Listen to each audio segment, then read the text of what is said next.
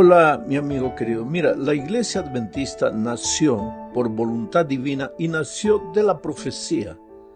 Somos una iglesia profética. En la Biblia hay dos profecías que yo siempre digo que son como una especie de partida de nacimiento de la Iglesia Adventista. Hay dos textos, uno en el Antiguo y en el Nuevo Testamento. En el Antiguo Testamento, Daniel 8:14, y en el Nuevo Testamento, Apocalipsis 14, 6 al 12. Así que la profecía es importantísima en la experiencia del cristiano y de la iglesia. Sin embargo, debemos saber interpretar la profecía. Los cristianos han utilizado diferentes métodos para interpretar las profecías de Daniel y Apocalipsis especialmente. Los adventistas usamos el método llamado historicista. De acuerdo con este método de interpretar profecías, las profecías abarcan un amplio periodo de la historia del pueblo de Dios, desde el tiempo del profeta hasta el establecimiento del reino de Dios sobre la tierra. Esta metodología la dio el mismo ángel a Daniel cuando llegó para ayudarle a entender la profecía de Daniel 7. Observa lo que dice Daniel 7, 15 al 18. Se me turbó el espíritu a mí, Daniel, en medio de mi cuerpo, y las visiones de mi cabeza me asombraron. Me acerqué a uno de los que asistían, es el ángel, y le pregunté la verdad acerca de todo esto. Y me habló. Quien habló fue el ángel, ¿no es cierto? Y me hizo conocer la interpretación de las cosas. Estas cuatro grandes bestias, porque el tema de la profecía de Daniel 7 son las bestias, estas cuatro grandes bestias son cuatro reyes que se levantarán en la tierra. Después recibirán el reino los santos del Altísimo y poseerán el reino hasta el siglo eternamente y para siempre. Aquí puedes ver que la profecía se refiere a eventos que cubren el periodo histórico desde el imperio babilónico hasta el tiempo del fin. Esta manera de interpretar la profecía fue confirmada por Jesús, cuando él indicó que la última parte de la profecía del capítulo 9 de Daniel se iba a cumplir en la destrucción de Jerusalén. Bueno, de acuerdo al método historicista de interpretación profética, el libro de Daniel provee la aplicación histórica de los símbolos. El ángel le dijo a Daniel que surgirían cuatro reinos sobre la tierra y que el quinto sería el reino de Dios. El ángel identificó por nombre a tres de los reinos históricos: Babilonia, Medo-Persia y Grecia. El cuarto reino no es identificado, pero se da una descripción detallada de su naturaleza y de sus acciones en los capítulos 7, 19 al 26. Entonces Jesús dio a entender que este cuarto reino era Roma. En Mateo 24, 15 y 16, Jesús dijo: por tanto, cuando veáis en el lugar santo la abominación desoladora de que habló el profeta Daniel, y se estaba refiriendo a Daniel 9, el que cree o el que lee, entienda. Entonces, los que estén en Judea, huyan a los montes. En otras palabras, Jesús vivió en los días del Imperio Romano.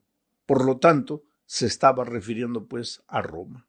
Por eso, mientras como iglesia sigamos el bosquejo bíblico de la historia, estaremos siempre pisando terreno seguro y firme. Ahora, es necesario decir que muchos otros símbolos presentados en la profecía no fueron interpretados por el ángel. Por ejemplo, los 10 cuernos, el cuerno pequeño, las otras dos bestias de Apocalipsis 13, Babilonia, etc. Entonces, ¿cómo debemos identificar el cumplimiento profético de esos símbolos? Eso veremos un poco más adelante en este mismo estudio.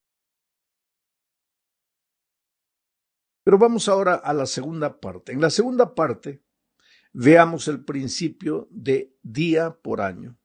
Este principio de interpretación profética del método historicista es interesante. En profecía, un día vale un año en la realidad. Muchos eruditos a lo largo de los siglos aplicaron este principio a las profecías de tiempo que se encuentran en Daniel y en Apocalipsis. Ellos extrajeron el principio de la interpretación año por día o día por año de varios textos claves y del contexto inmediato de las profecías mismas. Por ejemplo, Números 14:34 dice: conforme al número de los días, de los 40 días en que reconocisteis la tierra, llevaréis vuestras iniquidades 40 años, un año por cada día, y conoceréis mi castigo. En este texto encontramos el principio del año. 40 días simbolizaban 40 años de la realidad. Otro texto es Ezequiel capítulo 4 versículo 6. Aquí se confirma este principio. Cumplidos estos, te acostarás sobre tu lado derecho segunda vez y llevarás la maldad de la casa de Judá 40 días, día por año te lo he dado. En estos dos pasajes podemos ver claramente la idea del principio de día por año, y cuando estudiamos dentro del método historicista las profecías de Daniel y de Apocalipsis, cada vez que encontramos mencionado un día significa un año, o tarde y mañana de un día, un año, o 42 meses, entonces multiplicamos 42 meses por 30 días que tiene el mes y el resultado lo aplicamos a la interpretación como años. Y este principio fue sacado de estos textos. Veamos ahora la identificación del cuerno pequeño. ¿Qué herramientas deberíamos emplear para identificar el bosquejo histórico que se encuentra en las visiones? Y consecuentemente, ¿cómo podríamos identificar al cuerno pequeño? Mira, tenemos que movernos de lo que está claramente revelado en las profecías mismas hacia lo que ha sido dejado sin definir en términos históricos. Tenemos que darnos cuenta de que en Daniel 2 y 7 encontramos el bosquejo más importante de la profecía, tanto de Daniel como del Apocalipsis. Esta columna vertebral, que es el desfile de las naciones, provee el bosquejo histórico que debe ser utilizado al identificar otras profecías como la del cuerno pequeño, por ejemplo. Sabemos que el cuarto reino es Roma y que de acuerdo con la profecía sería Roma dividida en 10 pequeños reinos y que uno de esos pequeños reinos se levantaría como un poder político y religioso que dominaría a los otros. Bueno, cerca del año 200 después de Cristo, Hipólito interpretó a la cuarta bestia como los romanos y al cuerno pequeño como el anticristo que se levanta, un poder religioso que se levanta contra Dios y contra la iglesia. ¿Cómo podemos identificar al cuerno pequeño? Hay algunas características mencionadas en Daniel 7 y 8. La primera es que es un poder perseguidor, especialmente perseguidor del pueblo de Dios. ¿Y quién es el pueblo de Dios? El pueblo que quiere hacerle caso a la palabra de Dios y no a las tradiciones humanas. Segunda característica, este poder representado por el cuerno pequeño se exalta a sí mismo y se considera Dios y blasfema contra Dios, atribuyéndose prerrogativas divinas. Entonces, si tú quieres identificar al cuerno pequeño, tienes que buscar hoy día un poder religioso que se exalte de tal manera que cree que su voz es la voz de Dios y que se atribuye prerrogativas divinas. Entonces tú sabrás a quién simboliza ese poder representado por el cuerno pequeño. Tercera característica, el poder de este cuerno pequeño le dura 1260 años. Quiere decir, él existe a lo largo de los años hasta el fin, pero el poder de perseguir, de maltratar como autoridad absoluta le dura 1260 años. Para identificarlo tendríamos que buscar en la historia un poder religioso, político, mezclado, que persiguió a los seguidores de la palabra de Dios durante la Edad Media y durante un periodo de 1260 años. Otra característica más del cuerno pequeño, de acuerdo a Daniel 7 y 8, la existencia de este cuerno se prolonga hasta el tiempo del fin. Y otra característica más, finalmente será destruido, pero de forma sobrenatural, no por causa de los hombres, sino por la intervención divina. Hablemos ahora del juicio investigador. Mira, en Daniel 8:14 encontramos la profecía de las 2300 tardes y mañanas que, siguiendo el principio de interpretación de día por año, se refiere a 2300 años. Esta profecía se le reveló a Daniel con la siguiente advertencia. Vamos a leer Daniel 8:26. La visión de las tardes y mañanas que se ha referido es verdadera. Y tú guarda la visión porque es para muchos días. Y el profeta añade en el versículo 27, yo, Daniel, quedé quebrantado y estuve enfermo algunos días. Estaba espantado a causa de la visión y no la entendía. La visión fue la siguiente. El profeta Daniel oyó una voz que le decía, hasta 2300 tardes y mañanas y el santuario será purificado. Ahora él estaba con dificultad para entender a qué se refería eso, y el ángel viene y le explica lo que acabamos de leer. Daniel sigue diciendo que oró pidiéndole a Dios que le revelara el significado de la profecía y que como consecuencia de eso, pues el ángel se le presentó nuevamente y le dijo lo que está registrado en Daniel 9, 23 al 27. Al principio de tus ruegos fue dada la orden, y yo he venido para enseñártela porque tú eres muy amado. Entiende pues la orden y entiende la visión. Sabe pues y entiende que desde la salida de la orden para restaurar y edificar a Jerusalén hasta el Mesías príncipe habrá 7 semanas y 62 semanas. Por otra semana más confirmará el pacto con muchos. A la mitad de la semana hará cesar el sacrificio y la ofrenda. Mi amigo querido, este texto contiene los datos necesarios para entender esta profecía de las 2300 tardes y mañanas. Sobre la base de esta declaración podemos hacer lo siguiente. Vamos a hacer una secuencia. Primero, observa que el periodo profético de los 2300 años empieza cuando sale la orden para restaurar y edificar Jerusalén. Ahora, la historia registra que esa orden la dio el rey Artajerjes de Persia el año 457 a.C. Entonces, este es el momento, el año del comienzo del periodo profético de las 2300 tardes y mañanas. En segundo lugar, la profecía decía que desde el año 457 a.C. hasta el Mesías príncipe, o sea, hasta el bautismo de Jesús, porque ahí empezó su ministerio, habría 7 semanas y 62 semanas. Este total de 69 semanas, en lenguaje profético, si multiplica 69 por 7 días de la semana, equivale a 483 años. Esto nos lleva hasta el año 27 después de Cristo, fecha exacta cuando, según la historia, se lleva a cabo el bautismo de Jesús. Quiere decir, hasta aquí la profecía se ha cumplido con exactitud. Tercer punto. La profecía hablaba de una semana más, que nos lleva del año 27 al 34 después de Cristo, cuando el pueblo judío en 34 apedreó al diácono Esteban y con eso se terminó el tiempo asignado al pueblo judío. 70 semanas, dice el texto, están determinadas sobre tu pueblo. Entonces, esto también se cumplió con exactitud. Punto 4. La profecía afirmaba que a la mitad de esta última semana, del 27 al 34, y justamente la mitad es el año 31 después de Cristo. En ese tiempo, decía la profecía, hará cesar el sacrificio y la ofrenda. En otras palabras, al morir Jesús ya no serían necesarios los sacrificios de animales que Israel llevaba a cabo. La historia registra que exactamente en el año 31 después de Cristo, Jesús murió.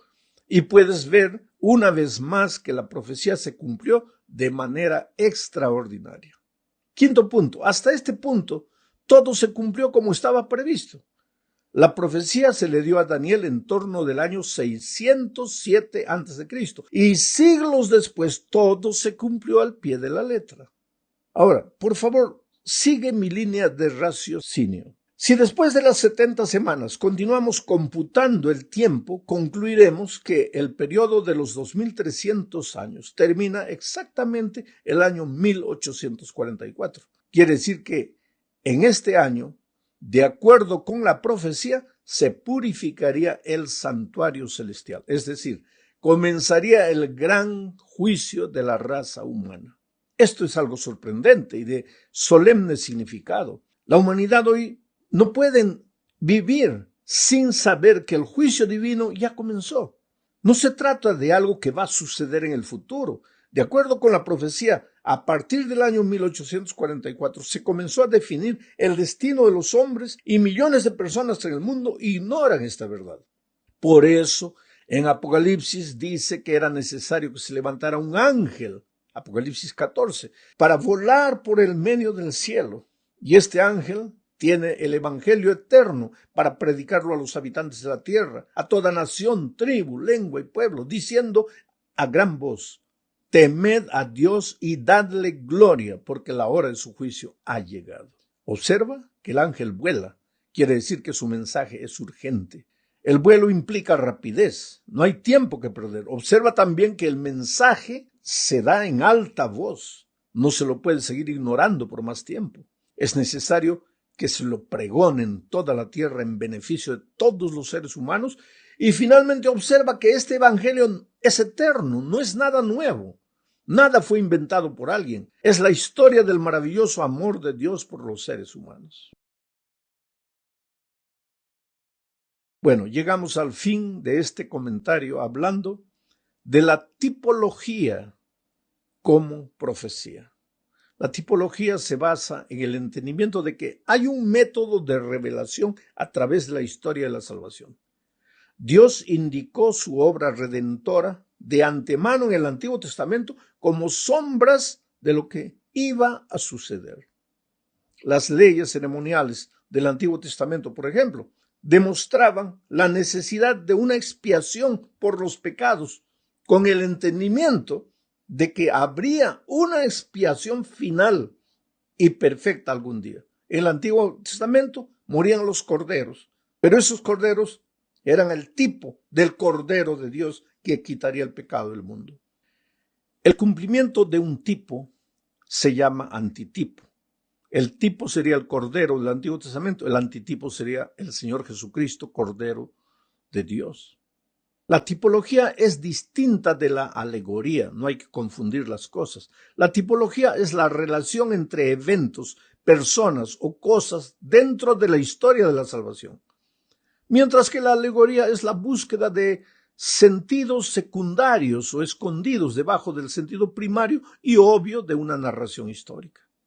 La tipología deriva de un entendimiento objetivo de una narración histórica, mientras que una alegoría busca sentidos subjetivos en el texto. Hay que tener mucho cuidado con la tipología aplicada a la profecía. Debe ser estudiada con cuidado y equilibrio. De otro modo, podemos caer en errores fatales de interpretación. Vamos a considerar algunos otros ejemplos. Mateo 12:40 dice literalmente lo siguiente: porque como estuvo Jonás en el vientre del gran pez 3 días y 3 noches, así estará el Hijo del Hombre en el corazón de la tierra 3 días y 3 noches. Ahora, ¿quién hizo esta aplicación? El propio Señor Jesucristo. Él dijo que así como Jonás estuvo 3 días enterrado, él mismo, el Señor Jesús, también estaría 3 días enterrado. Esa es una tipología profética. Fueron como una especie de anuncio profético de los 3 días que Jesús estaría enterrado en el sepulcro. Otro texto, Juan 3, 14 y 15. Y como Moisés levantó la serpiente en el desierto, así es necesario que el Hijo del Hombre sea levantado, para que todo aquel que en él cree no se pierda, mas tenga vida eterna. ¿Quién hizo esta interpretación? El propio Señor Jesucristo. Dijo: Moisés levantó la serpiente, ahora el Hijo de Dios, el Hijo del Hombre, el Señor Jesucristo, es levantado para el perdón de los pecados de la humanidad. Quiere decir, la lección de esta semana trató de ayudarnos a entender la profecía de manera correcta, aplicando el método correcto, el método historicista, que nos muestra cómo un evento va atrás del otro, atrás del otro, atrás del otro, desde el momento en que el profeta recibió la visión hasta el momento en que el Señor Jesús viene a esta tierra. La lección también nos enseñó por qué en interpretación profética de tiempo aplicamos el principio de día por año. Mencionamos ya los textos. Nos mostró cómo, de acuerdo a este principio historicista, podemos descubrir al cuerno pequeño, por ejemplo, que explícitamente no es identificado, pero a través de sus características podemos buscar un poder en nuestros días que tenga el poder descrito por el cuerno pequeño en Daniel.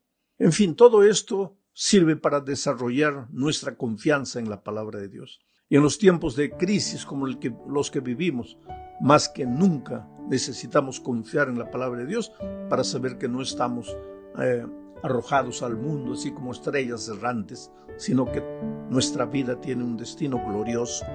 Dios está cuidando de ti en medio de las dificultades. Que Dios te bendiga. Un abrazo.